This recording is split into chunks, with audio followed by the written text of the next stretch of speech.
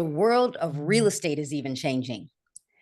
If you don't know, I happen to be a real estate instructor. And as a real estate instructor, I happen to get really, really good stories. And I was having a conversation with one of my students who said, Carrie, I just wrote an offer on a property. And when I wrote the offer, the buyer said, we went and did our own comparables using ChatGPT, and we think your offer is too high. I think we talked about this story, but I just heard it a lot differently, meaning I was thinking something else. Like the seller was saying that they listed it too high, but you're saying that somebody who wanted to buy the house said the offer was too high. They wanted to lowball it. But okay, wait, hold. Okay, that changes the game because now you're going to have people telling you how to do your job. So when as a real estate agent, when an agent lists a property, we list a property based on current market value. So we look at comparables based on the recent sold properties.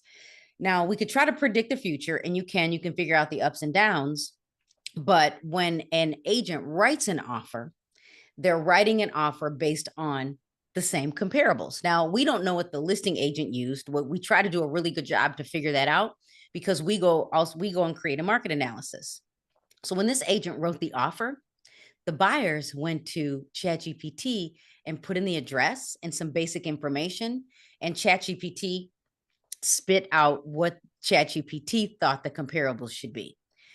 What people don't know is now, as of today, AI does not have access to real-time data when it comes to our multiple listing services. Now we'll come back and keep talking about that. But what AI doesn't know and what AI can't do is walk into the property. AI can't see the property, at least not yet. So until it can, what a real estate agent does very well is not just look at the comparables, but looks at what else is happening in the market. And because the real estate agent could see what closed yesterday and 30 days ago, the agent was able to go back to the buyer and say, I can write the offer you want. But here's what you didn't know, because we have access to how many people potentially saw the property, how many days the property takes to go under contract, if we're in a buyer's market, a stable market, or a seller's market, and market time. And so if I can say to the buyer, listen, you can write this offer, but you told me you love the house. So if you're willing to lose it, let's write whatever you want. But if you want the property, this is what my data says. And what you don't know is the comps you pulled are not the comps I pulled. And if we go back and look, the agent was able to prove that the data that that buyer had was wrong and outdated. Okay, so well, typically people use generative AI and they're going to just get their answers and it's going to tell them what they want. But you just said something that is key about any type of artificial intelligence. It needs a human factor. And if we get tripped up with clients, and for me, I'm in education, and we have teachers that just completely say, oh my gosh, I don't even know how to use, say, ChatGPT, and it'll make this lesson plan. My neighboring teacher is so much faster, created a lesson plan for me, and I don't know how to use it. The difference is that AI isn't teaching the lesson. The person that wanted to buy the house is not seeing the human factor in all the other variables. Now, I'm not saying AI isn't, or generative AI isn't fast enough to do something for you and give you all this information, but it doesn't know the area that you're buying in. It doesn't know the state you're buying in. It doesn't know the market analysis based on the human emotional feeling. And you know that because ChatGPT will say, I'm sorry, but it has no emotion behind it, or it feels like you're literally talking to a robot. And that person that did that can be a little bit, okay, let me pause for a second. Generative AI is creating its own culture. Social media is its own culture. And we are forgetting that if we jump into this culture in a way and create the culture negatively, it'll be just that. We have to remember that the culture that we live in, the human walking around, is more important than creating a culture that could hinder your ability to move forward. But AI is a culture because the people, the babies born today will not know a world without it. And they are not digital natives. They are generative AI natives. That is a big difference. So here's what I got out of the consumer doing this. What I got out of it was that It doesn't mean that the public can't use AI to try to do some Right. research, because you can have a live conversation to find out what's happening in the market, go do your own research, throw it into AI to get some output. What I got out of it was is every real estate agent, every brokerage, every team leader, every instructor at a brokerage, and every real estate agent really needs to start learning how to use AI, any of the models, because if they don't, that is where they won't know how to have a conversation with their client. So because when the agent came to me and said, Carrie, this is why I come to class and this is why they're using AI, is because now she was able to say to this buyer, let me tell you why it's not correct. And then you can tell me what you want to do moving forward. So the key That is, go ahead. No, I was going to say that's the key. Literally, I was going to say the same thing. So here's another takeaway. I like to learn like everyone else. So I'm subscribed to a learning channel, and I recently was listening to a story about how to, writing and the power of writing every single day. I'm trying. It's not easy, but there was a gentleman who's a writer, a famous author. I can't think of his name, but I was listening to his class. And listening to the class, it made me realize why we need to, as humans, be able to learn and understand our own information and write, and then use AI. Because what you said earlier is talking to teachers and putting together lesson plans, AI can help you. But if they give you a lesson plan and you don't know the context or the subject, you won't be able to teach it. Not at all. Or you try to follow a lesson plan that's like, well, that doesn't work. These are 10-year-olds. They made that lesson plan for middle school kids. Like that, it doesn't work. And it doesn't know how enthusiastic you are or if you're fun. But that's the same in any company or organization. And considering that we need to learn how to learn, even one baby step at a time, we can get the word or the phrase being left behind, this like no kidding. Because in 2022, in November, when generative AI or ChatGPT hit the ground running, we're not just 2 years behind. Time is moving differently, faster. I'll give you an example on YouTube.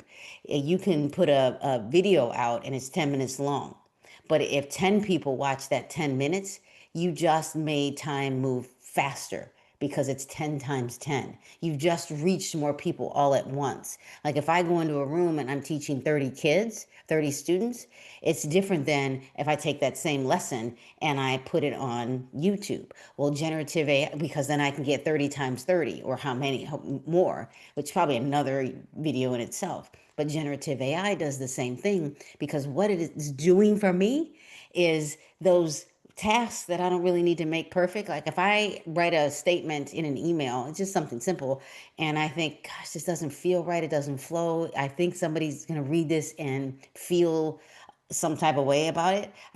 Put it into ChatGPT and just ask it, make this more friendly so that it's not read in a negative way, and edit it and make sure it flows and check grammar. It does that and the grammar is going to be right. It might not be the way you necessarily write, but it's an email and it's going out because you probably shouldn't just send emails without checking errors and punctuations and depending on where it's going, I guess. But that's something simple that it can do. It can get rid of those mundane, repetitious tasks that you just don't need. And even if, let's say, you're writing a paper, yes, you should write if it's schoolwork, homework, you should do everything. But there's no reason why you can't put it into ChatGPT and say, does this flow? Does this make sense? Tell me where my gaps are. Things like that, instead of it doing it for you. Because if we get left behind, you're going to children, adults, people at companies are going to ask ChatGPT to do it for them and then spit something out and then have this trust factor and think that it's right. And I'll give you a real good example. When ChatGPT first came out, a lawyer decided to argue a case, and it asked for cases to, because usually they will say, well, judge, based on this case, like a reference, this is already a set of precedence, like it's already there, so you have to side with us. And the judge went online and looked it up and said there's no such case. It made up stuff. So that's why we the human need to be able to check like, trust but verify, and read it and have the human perspective and not just assume that it's right. Email, one thing, it's already what you wrote, it's just fixing it. But if you're asking it to find you research and it gives you a link, you better click on that link and see if it actually is right. And that's that. Are we going too fast or are we going too slow? Going too slow, I'm not I don't care about generative AI, ChatGPT or Gemini. Or am I going too fast and just letting it do all the work for me? And now I look foolish because it hallucinated, it made stuff up. And what's important is going back to learning how to keep learning how to learn, but leverage ChatGPT or AI or Google Gemini to help you with your daily business. Now, I'm not Right. saying that you can't use it to work faster or smarter, but I am saying that everybody really needs to understand how to leverage it and use it. And again, I want to come back and talk more about how to prompt better, but Yeah. well, that'll be another episode. So, Mina, what are your takeaways about job loss, and um will there be a realization of organizations taking their businesses to the next level, or are they going to get stuck and get left behind? Don't get to the point where you don't want to use it because you think it's going to go away, because it's not going away, and college students are already learning it, and even some elementary and middle schools. So that means your job, as if you're an entrepreneur, you're in big business or a real estate agent, if you could get left behind and you apply for a job and your job is now obsolete, because even Salesforce, a huge company worldwide, already laid off like 4,000 people because they have their own AI when they use their online platform, and those entry level positions are going away. You are skipping those, so you need to be well versed. And secondly is, you don't go too slow, that's one, and don't go too fast.